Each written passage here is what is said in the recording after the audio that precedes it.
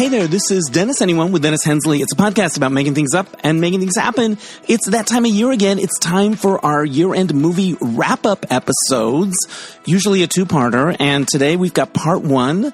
My cohorts are, as usual, Glenn Gaylord. He is the senior film critic for the Queer Review, which just got nominated for a GLAAD Award for the second year.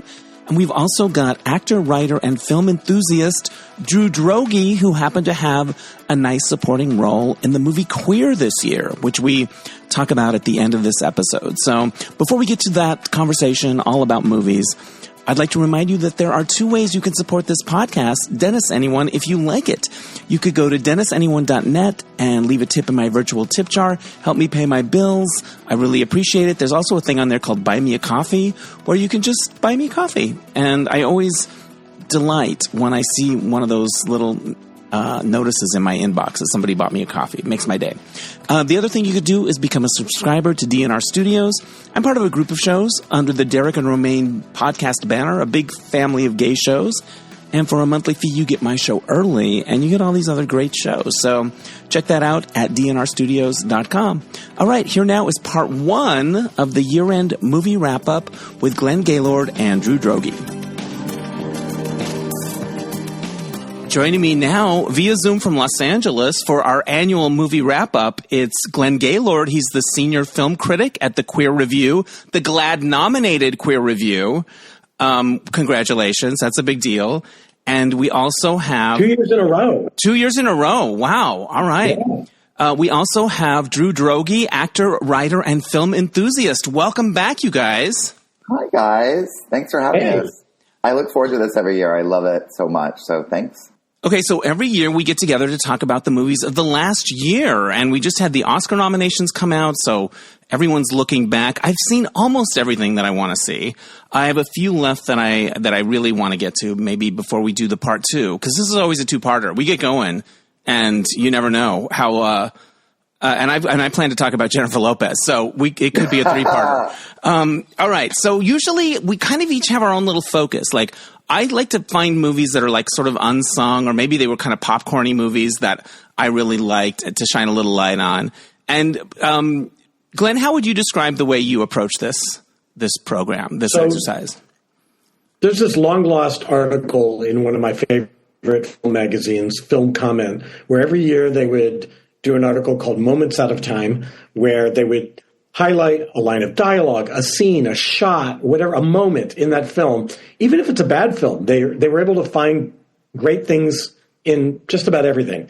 And I worshiped that magazine. I would wait till my dad got home from the office every year for him to bring it home, and I'd just steal it from him before he could touch it, and I would devour it. So that's what I've done. I'm carrying on the tradition of Moments Out of Time with the way I looked at the year. I remember Film Comment in college, and it was very rare that you would find it, and it came out like 6 months a year. Like it was just kind of like this little golden thing.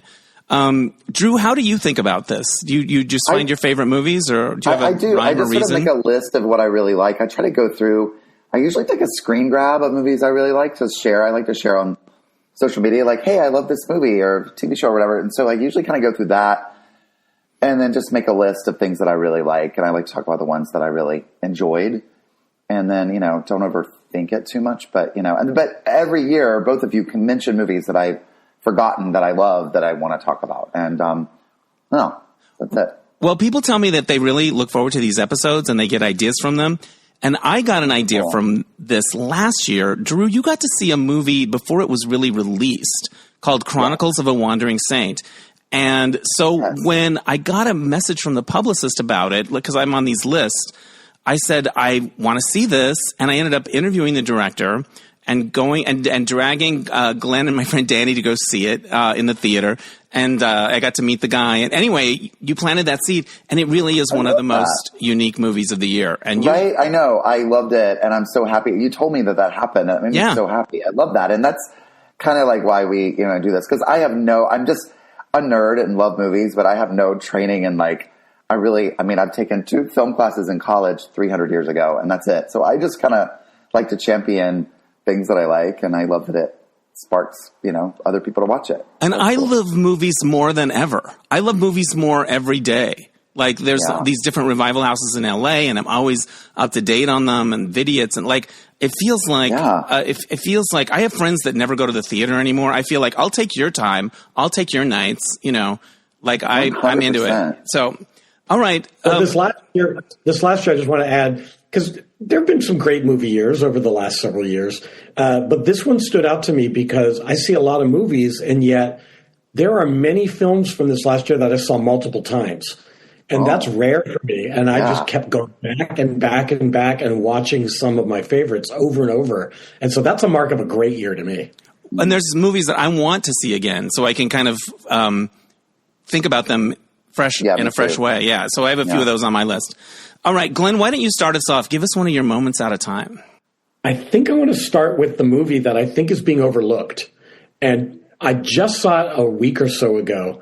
And I can't believe I had missed out on it when it came out originally, but it's finally getting its flowers now. And that is Memoir of a Snail, which is in the best feature animation category. And it's from Australia. A guy named Adam Elliott directed it. And it's got some of the best voice work with Sarah Snook and Jackie Weaver. This is no kids movie. It's stop motion claymation, and I thought it was just going to be this kids film. But this deals with issues such as Alzheimer's, gay conversion therapy, depression, religious fundamentalism. I mean, it just packs in so many adult themes. And in the last 10 minutes, I mean, I was really into it, and I think the voice work is stellar in it, and it's just such a beautifully told story. But then this one turn of plot happens, and I just ugly cried bawled, and I couldn't stop crying. And I thought, wow, this is no movie this past year has affected me like that film. And because it gets really dark, but you're just so in love with these main two characters, and then many of the side characters as well, that you just want them to do well. You want them to get out of these ruts, and you're rooting for them. It's pretty incredible.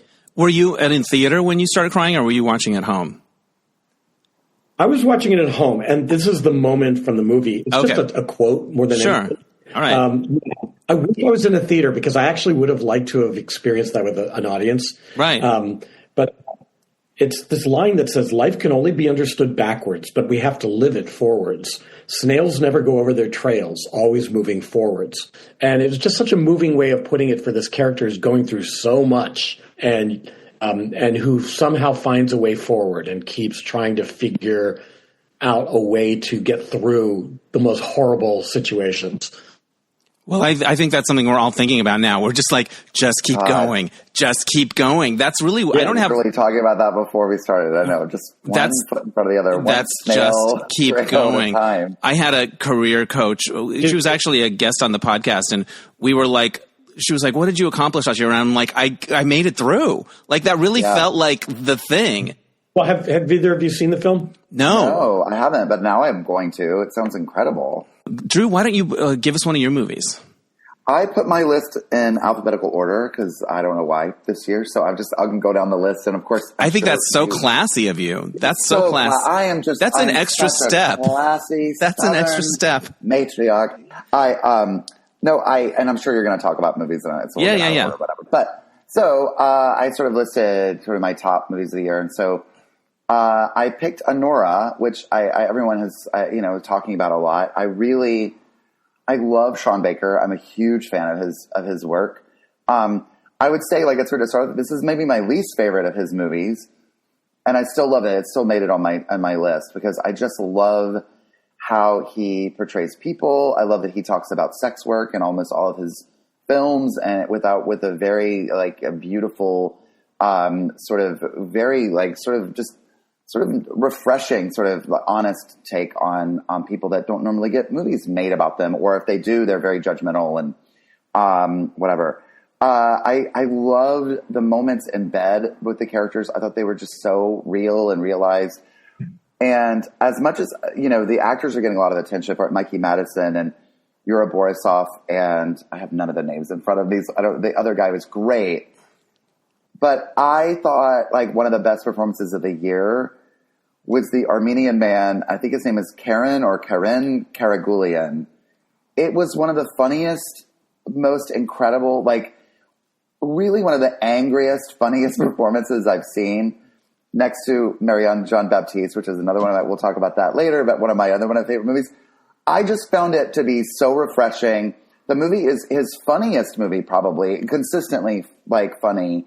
There's a moment at the end of the movie that, not to spoil, I think probably people have seen this movie by now, that I didn't need, but I think it's the clincher for a lot of people to really get to be the most accessible of his movies. But it's a moment where she's, really sobbing in the car, and I'm like, I kind of felt that in her performance the whole movie. I didn't really need that, but minor gripe. It didn't make me like the movie less. I just, I think for a lot of people, it was probably their favorite moment of the movie. Yes, for me. Yeah, I mean, like, it's one of those that I was like, oh, okay, but I did love it, and I thought it was just nice to see a wild, fun comedy that it didn't go at all where I thought it was going to go. So I loved it. I agree. I watched it for the second time the other night with friends, and when you know it, you've seen it already. I find it more enjoyable because you're not going, oh, what's the tone? Wait, what kind of movie is this? You're kind of like, okay, I know what this is, and you're able to notice things you missed the first time, like the guy that got nominated for supporting actor, Yuri. His performance is very small, but you see it throughout, and when you know to watch him, because the first time you don't quite understand how important he is until later in the movie. And he's really fun to watch all the way along. He's fantastic. I thought he was a revelation. He's a star. He was so great. Yeah. Glenn, what did you think of Anora? I was a little spoiled by the movie because of him. I'm familiar with his prior work. Oh, right. So as soon as he appeared on screen, he's going to be a major important character. Because they wouldn't hire this great actor, unless he had something major to do. So I was really clocking his performance right at the beginning. And I was amazed by it. I thought he was so great, and so subtle. And then, he's supposed to be this menacing character, yet he's the character you love the most, I think, in the film. Yeah. My moment, though, is not the final moment. I agree with Drew. I mean, this is probably my least favorite Sean Baker movie. I still think it's great. But my moment is when that Marjorie Taylor Greene-like Russian oligarch mother of our main Russian kid comes off the plane and she blackmails Anora into doing something. I won't spoil what it is, but she just gave off this major Marjorie Taylor Greene energy in trying to manipulate her. And I just thought her performance was really astute and scary. Like, she's kind of the monster in the movie. And yet she was just so much fun to watch on top of it. All these characters were like really fun. I mean, the one you were talking about, Drew, I think he's been in all of Sean Baker's movies. Yes, he has. Yeah. Yeah, and so I remember him from Tangerine. He's incredible. The Cab Driver. Yeah. Yes. And so I thought it was a great cast. It was a really immersive world that they created. But yeah, it didn't feel quite as impactful as his other films, but I still enjoyed it a lot. I thought it said something about America now. Like Anora, we're all Anora in a way. We're just doing what we have to do, and we get a glimmer of something better, even if it's a little shady, of like a possibility. And we're afraid to even hope for it, but we kind of do a little bit. And then, since this is now, it's maybe not going to work out the way we thought it might. And I also love the young Russian guy who was just like a loose cannon sliding around on the floor, like so real and funny. And in the beginning, I was kind of rooting for them as a couple. Like, I kind of totally. I want those two kooky kids to make it work. Yeah. Chemistry. Yeah. All right. So I'll do my first little unsung movie. It's a movie called Scrambled. And it's by a writer, director, and actress named Leah McKendrick, who I am actually acquainted with in LA. She used to take Groove 3 dance class with me, and she got this movie made. And it's about a woman who's in her 30s, and all of her friends are getting married and having babies, and she hasn't found the person yet. And so she decides to freeze her eggs because she feels like if she doesn't, she's fucked. And it's got some bridesmaids like outrageous humor. It's very sexual. But it's about a woman's relationship with herself, and at the end, like it's like a rom-com where the other person is her. I related to that thing where you're a single person and how many fucking gifts do you have to buy for how many weddings and how many. Preach. Do you know what I'm saying? And she's Yes. like, at the beginning, she goes, the bridesmaids dance down the aisle is my thing. I've got this. Like, she's done it a million times. And then she doesn't have her person, and everyone else, I don't know, she just feels like if she doesn't do this, she's fucked. And then I also learned what it means to freeze your eggs, what the process is. Yeah, if you're a single person around a bunch of married people, it's never about you.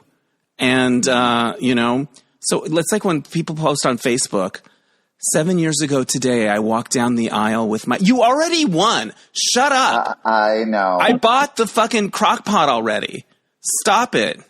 Anyway, that's just me. But this was like a Valentine to somebody that hadn't found her person yet and was going to go through this process. And I asked Leah to be on the podcast, and it may happen. But it's also just like one of those indie movies that somebody fucking got it made. Yeah, I love that. And there's really, the supporting cast is great, and I highly recommend it. And it's got that bridesmaids energy, so it's got a lot of fun to it. And then and by the end, you're like really invested and really moved. So Scrambled, there it is. Yeah, it's a little gem. I enjoyed it. I really liked Ego Nwodim from Saturday Night Live. She's great. Oh, I love her. I'm such a huge fan of hers.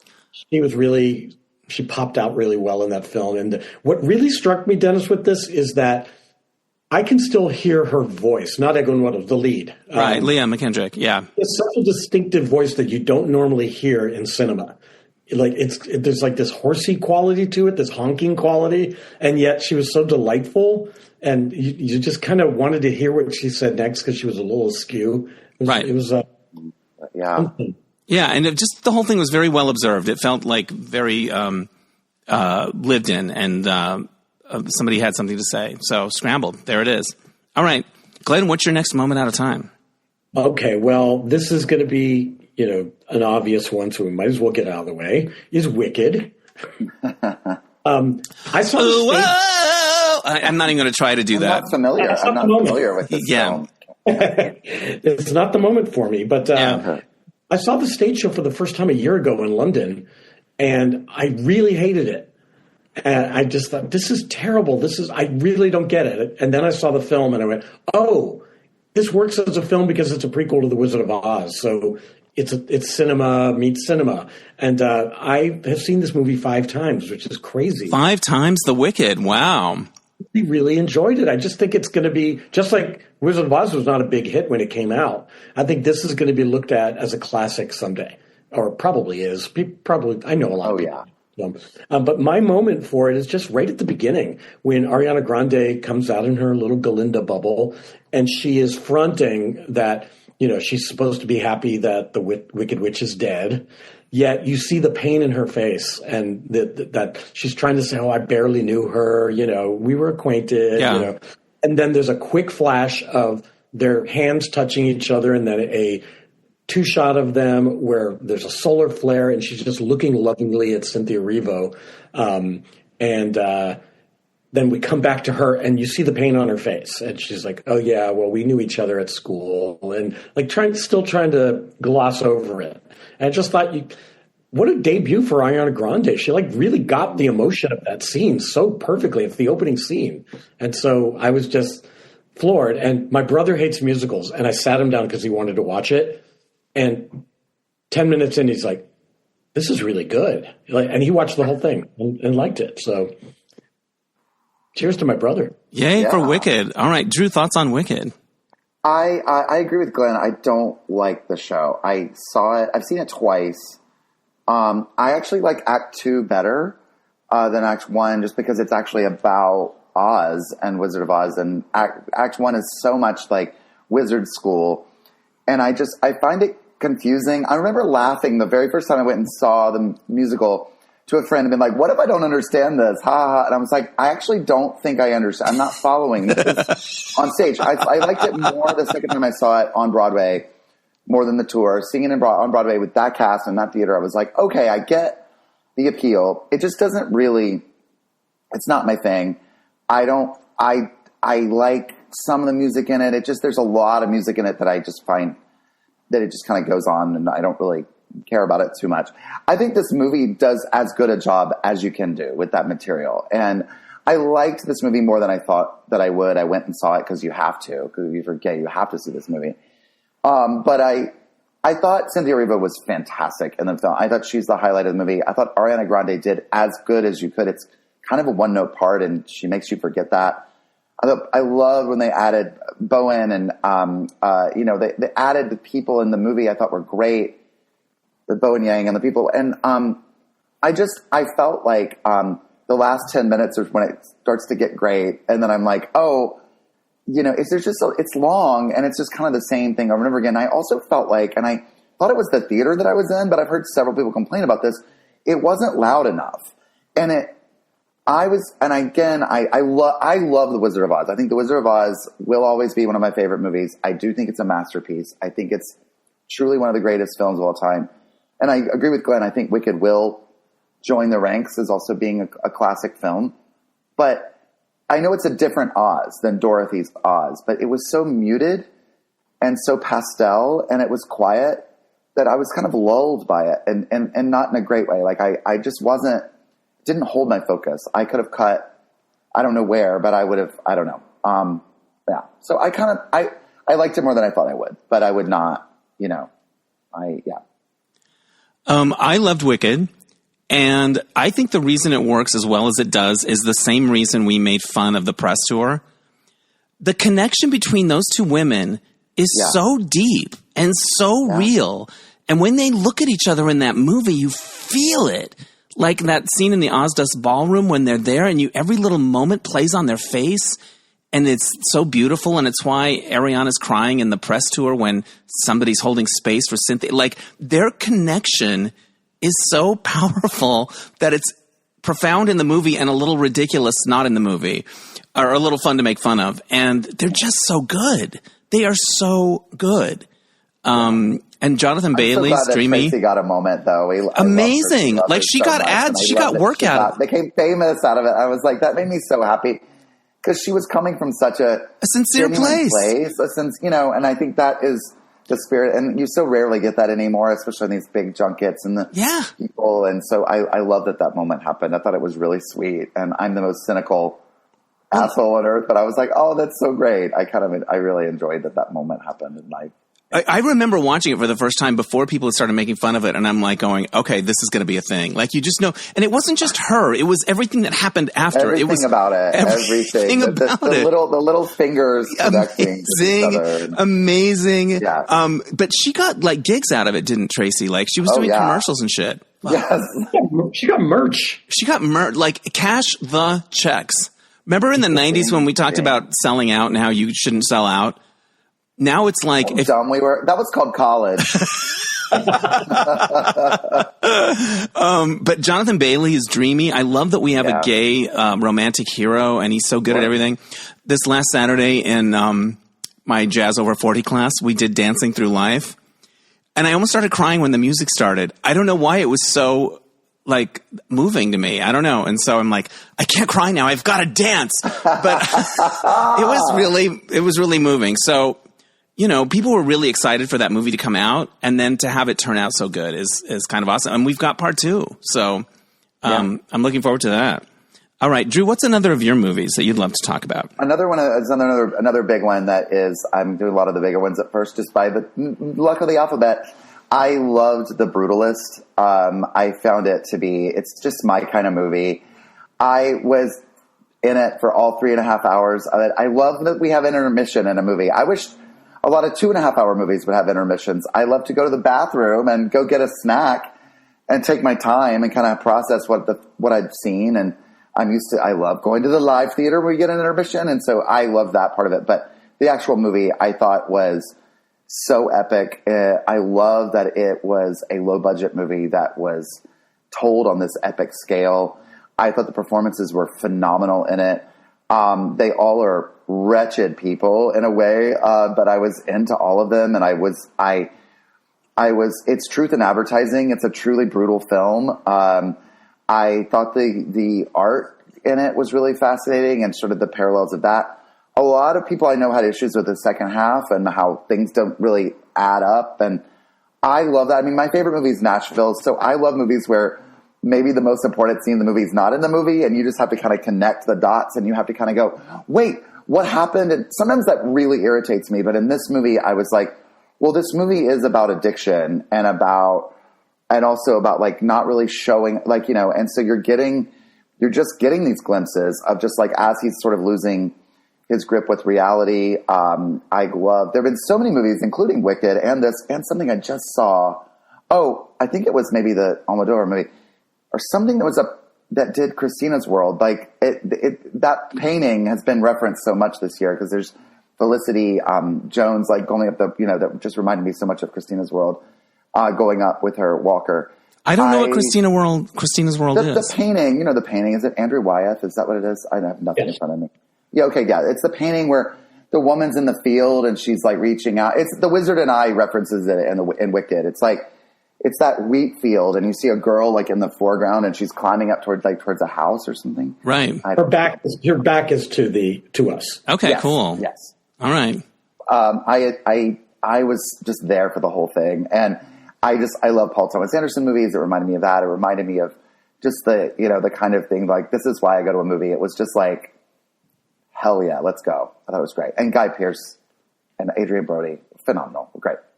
Glenn, what did you think of The Brutalist? I loved it from beginning to end. I know there are detractors, but I thought that, you know, 7 hours just flew by. And and I wanted more Alessandro Nivola. I thought he was really exceptional. And I thought, oh, come on, I want him back. He's such a cool character. And so good. I was like just really into it and moved by it. And one of the moments out of time for me from that film was when Guy Pearce is sitting across from Adrian Brody and Felicity Jones, meeting her for the first time, and he humiliates Adrian Brody in front of her by flinging a penny at him, and then twists the knife even more by asking for the penny back. And it's just it kind of movie in a nutshell of the power dynamics at play. And I just thought that was such an incredible scene. I thought there were so many great scenes in that film. And it reminded me of 70s epics. You know, it had a little bit of Heaven's Gate and Once Upon a Time in America and the Godfather. I mean, all these sort of that auteur of the 70s vibe to it that I really enjoyed. Yeah, I loved it. I loved going to the Vista, and we went through a special presentation, so we got a little souvenir booklet. Yes, I loved the intermission, looking around at who was there and thinking, oh, we're doing a cool thing, and you're doing a cool thing, and maybe we could be in love. I don't know. And I have a pet peeve lately, which is people that bitch about how long movies are. Like, I'm not going to go to it. I have a friend that was like, you'll watch 12 hours of a TV show and you'll binge that. And they also think it's a flex. Like, I'm not going to go for a 3.5 hour movie. And I'm like, I went and I got something out of it. But that's not of interest to anyone. What's interesting is how they're not going to go. And I'm like, that's not very generous of spirit. And I've had it with people bitching about that. Oh, boo-hoo. I'm so over people who go on social media to tell you what they don't like. Yes. What they don't. Well, I'm not. Or what they're not even going to see. This, and you're like, well, then. But also, I mean, I'm literally going to just like prove I'm going to go against my own. I'm going to contradict myself. That's right. I plan to do that as well. So there it is. I mean, we don't have to talk about it. I don't know if it's either of your favorite movies, but I thought The Last Showgirl was 85 minutes that I'm never going to get back in my life. It's truly one of the worst things I've ever seen. And that felt longer to me than The Brutalist. So like, right, it's all relative. Was 2 hours longer than that movie, and I was like, and so running time is such a boring take on a movie. Like, it was too long. I mean, movies are too long often, but they can be 85 minutes and too long. Yeah. Or, you know, so I mean, but just the actual, you know, the running time is so irrelevant. Yeah, or people in LA that won't go to certain neighborhoods. I'm sorry, it's on the west side. I'm sorry, I'm out. Well, then you don't deserve to have whatever wonderful thing is over there. You deserve to live in LA. You deserve to LA. But anyway, I want to talk about the qualities of the film. It was epic, but it felt intimate. There were scenes of real emotional intimacy that had that indie feel to it, and it felt like America. It felt like America right now. Yes, absolutely. In a heartbreaking way. And I related to Adrian Brody's character. This may sound grandiose, but I feel that I'm at a point in my life where I have enough experience and I feel like I have a certain amount of talent and ability that I could get a huge job tomorrow, or I could never work again as long as I fucking live. And I felt like that's where Adrian Brody was living. Like, I have all of this stuff that I can do, but because I'm in this displaced country, I may never get to do anything. No one will ever, and I related to that because I just, it feels like, who knows what's coming. And, what Guy Pearce does, in the second half is kind of shocking. And I bet a lot of people are like, oh, that took me out of the movie. But to me, I felt it was like the most literal interpretation of what it is. You know what I mean? It was like maybe when they were writing it, Brady Corbett was like, well, metaphorically, he's doing this. And I'm like, well, why don't he just, he's like, why don't he just do it? I don't know. I just felt like, it was rich and powerful, and I felt cool being there. And I also love movies go ahead. I was just say he took the subtext from the penny scene and he just made it text in the scene. Yeah. Yeah.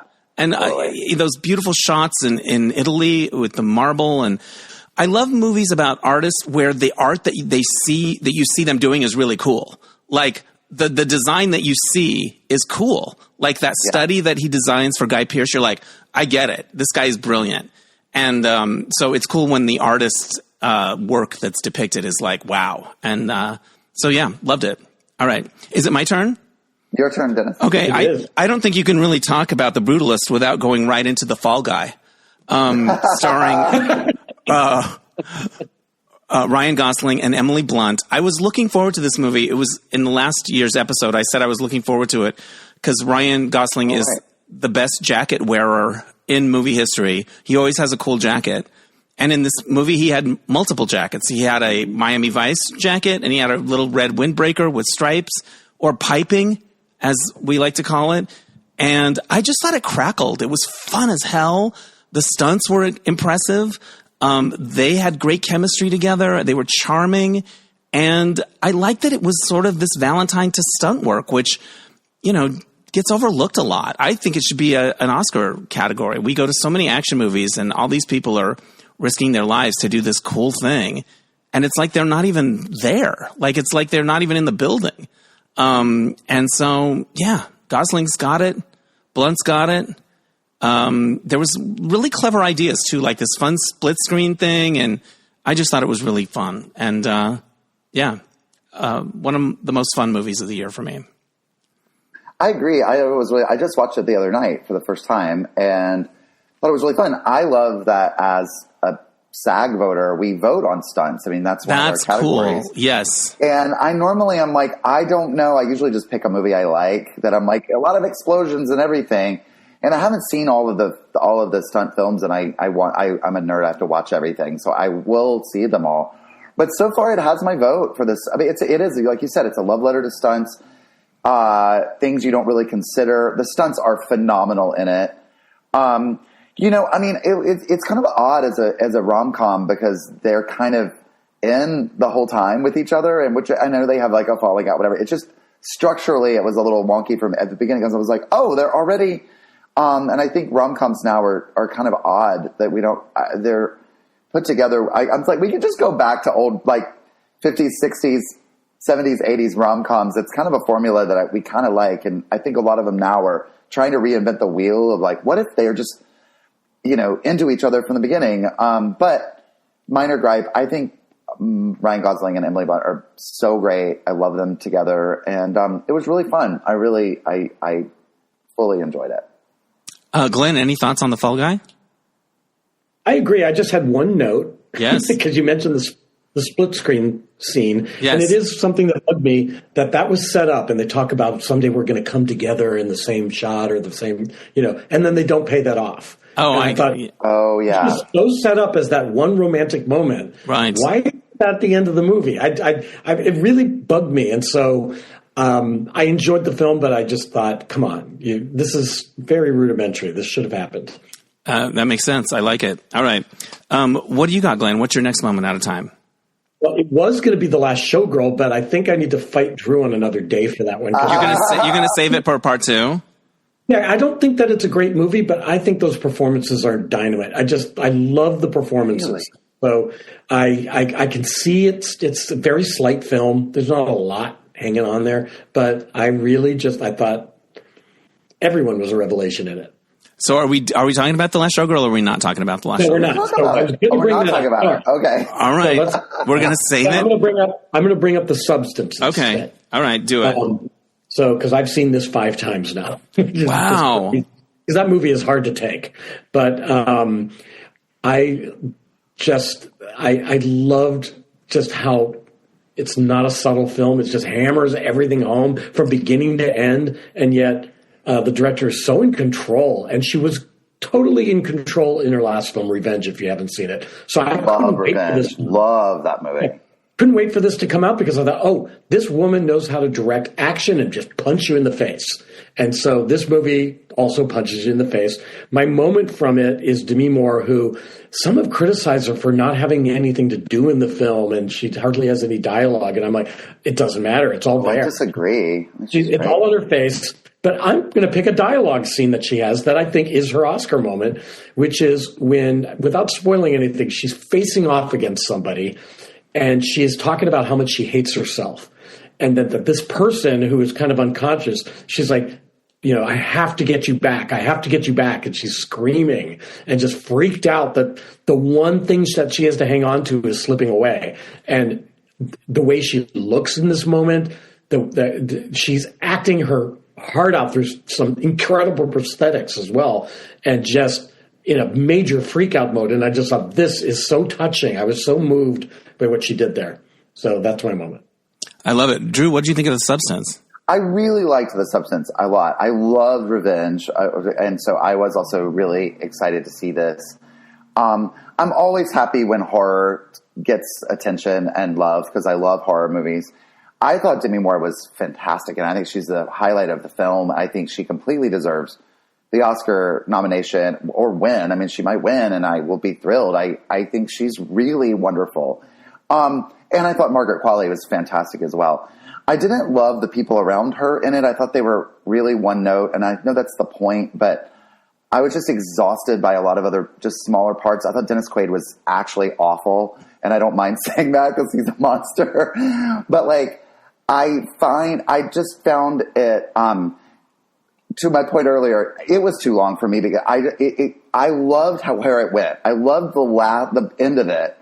I wish the whole movie had that energy. There was it lagged a little bit for me. I kind of knew where it was going. Not a lot of it, obviously, but not to spoil things, but big picture, I kind of was expecting it. So I felt like I was a little ahead of it. And also it's a French movie that's trying to expose American pop culture. And it was driving me crazy in that way because it's very Cronenberg where it's all metaphor and you're supposed to kind of, nothing's supposed to be literal in it, but I loved the fact that there was no explanation of how the thing worked. It was just you're getting this bodysuit, you're bleeding out, go. I thought that was so great. I'm so tired of horror and science fiction drawing out and having somebody, I always say Helena Bonham Carter comes out in a lab coat and explains to you how it works. I'm over it. I don't need it. Yeah. I just like it when it's go, you have to do this. But there was other stuff that drove me crazy, just she's hosting New Year's Eve and New Year's Rockin' Eve or whatever, and she's at the Orpheum Theater in LA. I was just irritated with just something that just felt so not at all how it is, and so it was taking me out of it a lot. So but I loved how gross it was. I put it on my honorable mention list because I love the idea of it. I love that people love it. I'll champion it over a lot of other stuff this year. So, sure. And I'd like to watch it again because as I was, seeing it, it's now knowing kind of where it goes, I'd be interested to see it again. I really like The Substance too. And that everyone that made it never thought they'd end up at the Oscars. They hoped it would turn out good, but I don't think they thought Oscar glory. Right. And I love movies that take big swings, and that was one of them this year. Huge. Also, the best font of any movie, when you buy The Substance, the way it looks, that block font. Yes. I would marry that font if you could marry a font. It was so perfect. And very easy to assemble, better than IKEA. Yes, thank you. And I remember just this moment in the movie where Demi Moore is all disfigured and she's literally a face on the back of another thing. Like just a face on somebody's back, on this creature's back. And she's giving a fucking performance. Like you're like, that's Demi Moore acting her ass off. Oh, wait, her ass is already off. Her ass is back in that other room. But you're like, she's still in it. Even in that way. And even those prosthetics fucking worked. If they didn't, it would be a disaster. Just like the leap of faith they all took. And I have a tutor that I study Spanish with once a week. And she went to see it in Mexico, and she said it was a packed house, and she loved it. And she's not like an audacious, like edgy gal. She loved this movie. And so I just love that people love it. And I think Universal passed on it. I think there was a lot of people that passed on it. And so it's fun when a movie that people didn't believe in proves everybody wrong. So I'm all about it. I've also been telling people about, and I bet both of you have seen this movie from the 80s. There's a great horror movie called Society. I don't know. You don't know it? You have to see. If you love The Substance, watch Society. It is body horror. You've probably seen clips of it online. Again, I don't have anything in front of me other than the list of these movies, but it's a great director. It's truly the horniest movie I've ever seen in my life. It is just, there's something about it. And it's just like, but it's like a kid gets brought into this rich society, and behind closed doors, they're all like mutants, and they have these parties where and it's just like body parts are swilling through bodies, and somehow it manages to be sexy and like disgusting at the same time, in the way this Substance was. So I recommend that movie. I like it. Society. Yeah. All right. I forget whose turn it is. That was Glenn's. Is it my turn? It's Drew's turn. Okay. I am going to. This is actually something I thought when you said a movie that I saw last year, I thought you were going to say this one, because I remember talking about this movie last year, because I did get to see it a year early, is Challengers, Luca Guadagnino's film. Obviously, it stayed with me. I have seen it twice. I got to see it early, and it's so riveting. It's kind of unlike any movie I've ever seen in the way and the pace of it. Talk about one of the greatest scores of all time. 3 incredible performances. I think especially Zendaya is just a revelation in this movie. I was really bummed that it sort of petered out in terms of the awards attention, because I think they all 3, including Luca and Justin Kuritzis, who wrote the script, all deserve so much love for this film, because it doesn't go where you think it's going to go. And talk about a horny movie. It is just, the entire movie is just edging the entire time. There's so much unspoken that's going on. I just find it's such a vibe. It's just it's heartbreaking. It's funny. It's really it's everything. I loved it. What did you think of Challengers, Glenn? I love it, and it really is criminal that Trent Reznor and Atticus or not get an Academy Award nomination, because I called it the horny I Feel Love remix. It's just that score is another character in the movie, and that people overuse that phrase, but that score overpowers dialogue at times, and it's just there to ramp up the sexual tension in the film. And there's so much of it. It's nonstop sexual tension, that film. The horniest movie of the year for sure. And so fun. It's just a fun film. The dynamics between the 3 characters, Zendaya is like so in charge of that film. She drives it, and she's just like so in command. It's like the movie where she finally grew up, and loved it. Luca Guadagnino really got screwed this year between that and a film you may have heard of called Queer. Yeah, I know. Well, there was an article. I had hopes that Daniel Craig would get nominated for the film, because he was so phenomenal in the film. He's so wonderful in it. For the listeners out there, if you don't know this, our own Drew Droege had a supporting role in Queer as a bar patron who had some sass and some things to say, some things to share. Yeah. We were rooting for Daniel Craig, and I know. I love Drew Starkey.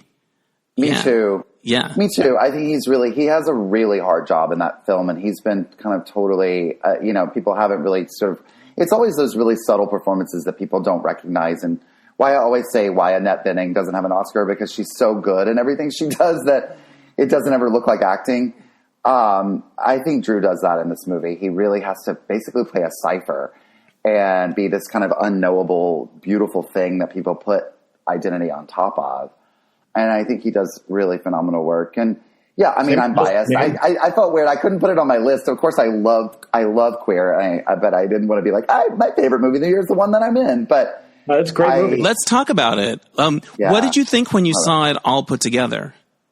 I had no idea because Luca's movies are all so different that you really don't know what you're going into, other than I knew I was like, it's my first time working with like an auteur like this. And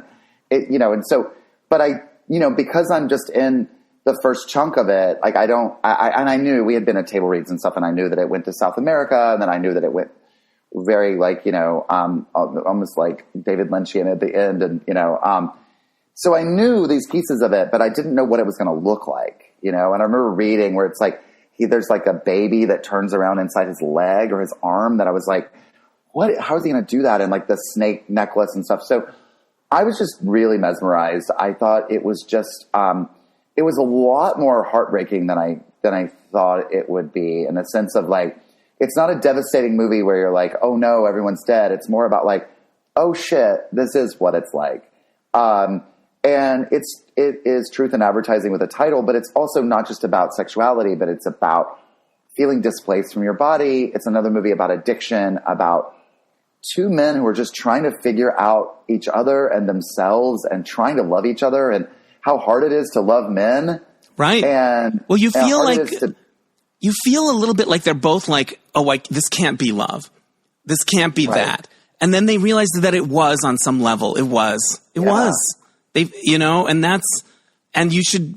when you have that, you should appreciate it, or it's beautiful if that is it. That's what the ending said to me. Yeah. Like there was love there, Yeah. I think he's one of the most sensual directors, Luca Guadagnino. Like you can just feel it. I remember thinking that in that Ralph Fiennes movie. I forget the name of it. A Bigger Splash. A Bigger Splash. Just like you just want to. It's one of my favorites. It's almost like the film is sweating or something. Like yes. As somebody that's been directed by him, does he have a way about him where you feel like, oh, this is going to be evocative? Yeah, when we were doing it, I didn't realize. I just remember looking like in the mirror, and I was like, I'm wearing this hairpiece, and I just looked oily and like modeled, like my skin was all like. He made us all look really gross, except for Drew Starkey. Drew is this golden god, but even Daniel looks really like awful in it, and Leslie Manville, of course. But everyone you can smell that movie, you can feel that movie, and it was actually a really lovely, fun like experience on set. It didn't feel, but in watching it, I was like, this feels so claustrophobic, and it's just, you walk into that bar and you're like, oh, no one has opened this door in years. Like it's just sort of that sense of it's got that come back to the Five and Dime Jimmy Dean. Totally. And it was just thick. Yeah. And those people, and I love that he kind of sat us in the same places a lot, and it was just sort of like, this is where people just kind of come in, and the fact that Jonathan Anderson did this incredible costume design on that movie, and yet my character just gets that dressed up to just sit at the bar and just get drunk and just smoke and judge all the people coming through, and that's just kind of my day. That should be you at Akbar from now on. It kind of is. The costumes in that movie, the clothes were just gorgeous. Yeah. Glenn, did you have other thoughts on Queer? Yeah, I mean, my moment from the film, because I thought that it's very hard to adapt William S. Burroughs and make it emotional. His stuff is so prickly and so strange and off center, and this film is all of that. It's really like it comes at its story from a sort of sideways place. It's very odd and hard to catch on to, and when you finally do, for me, is the moment where Daniel Craig is looking at Drew Starkey, but we see superimposed over him his hand reaching out to him. Oh, that was gorgeous. Daniel Craig just wants to connect so bad, and yet he's got so much in the way. He gets it his own way. He judges himself, and then you finally visually see what he wants, and you just feel bad because it's probably not going to go that way for him. And that's the journey of the film. of where it's going to take you. And it just thought, wow, that's really beautiful. Yeah, it's, and I loved the blue font, and I loved seeing Drew's name in the big font. I had no idea that was coming. I didn't know that. The kind of billing you got?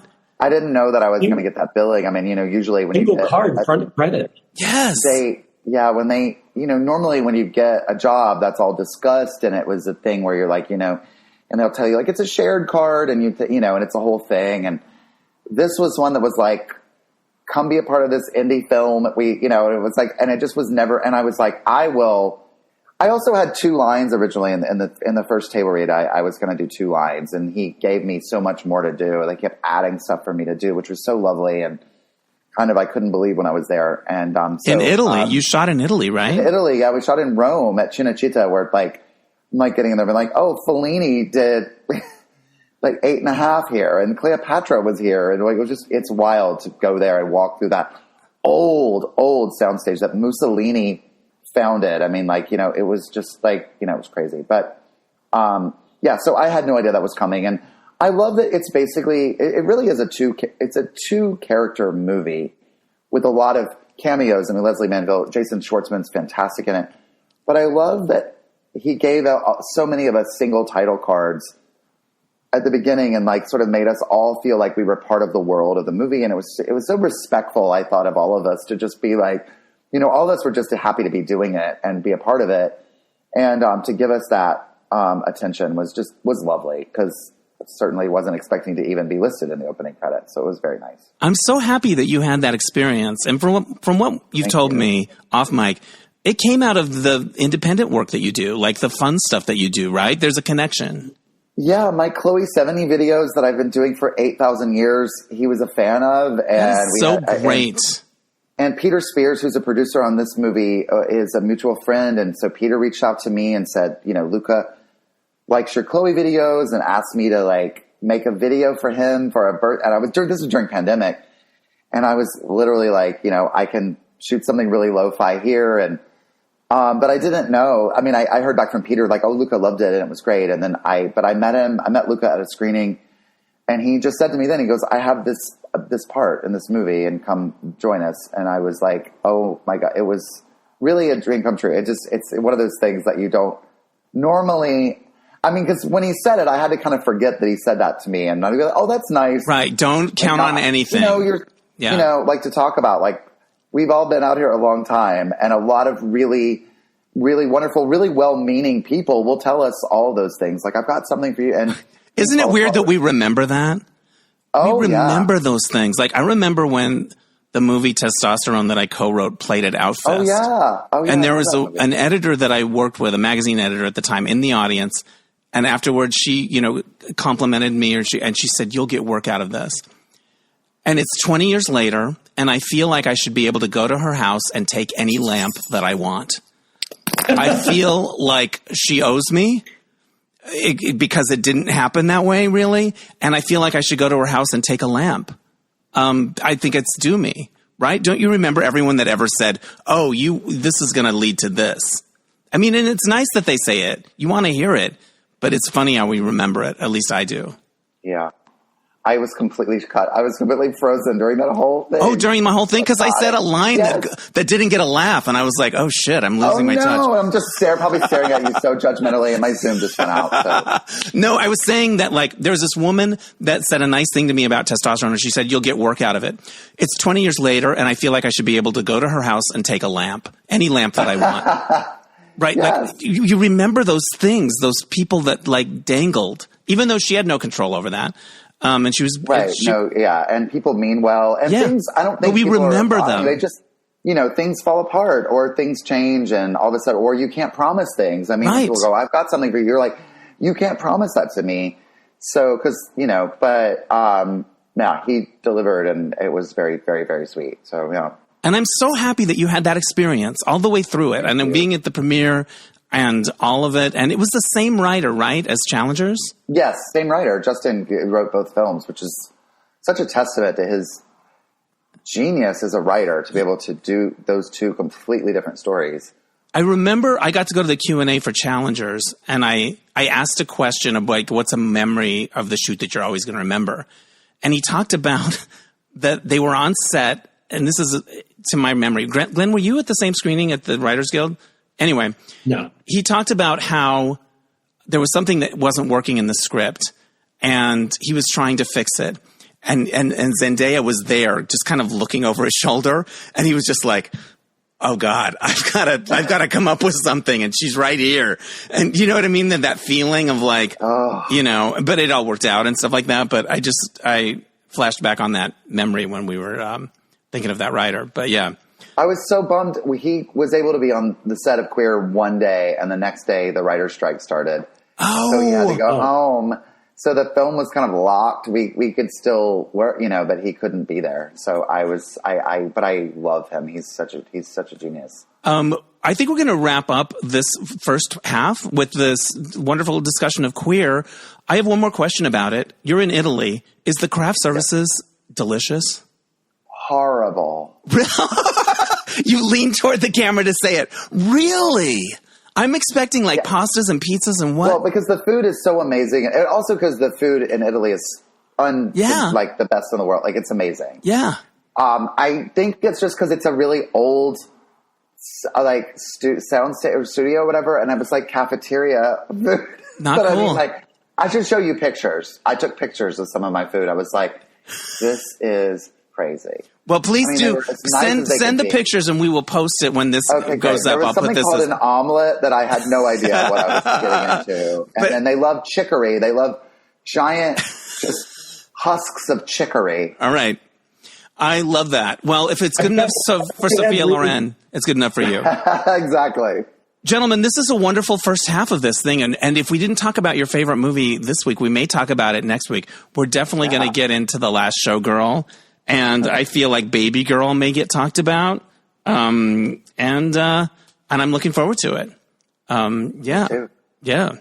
So thank you guys. And we'll see you next week. And I've got a couple movies to try to see before we talk again. So I'm excited. Thanks to Glenn Gaylord and Drew Droege. That's just part one. We've got more to come in part two. All right, so this happened. I had a fun couple of things happen in this crazy year so far. I got to see the play Sleeping Giant by my recent podcast guest, Steve Yockey, and it is wonderful, and I plan to go back. It's really cool. I had read it before I interviewed him, but seeing it mounted and the way the actors brought it to life was really wonderful. And I got to go to opening night, so I got to talk to everybody, and it was very cool. So it's at the Road Theater Company in L.A. If you're in L.A., check it out. It's really cool and so timely. It's creepy. It's almost too timely. Everything's almost too timely now that I think about it. And the other thing is I had my little dream board get together with my pal Tom Goss, who's been on this podcast. And some folks came down to Tom's studio and we made dream boards for the new year. And I always love that. I always love it.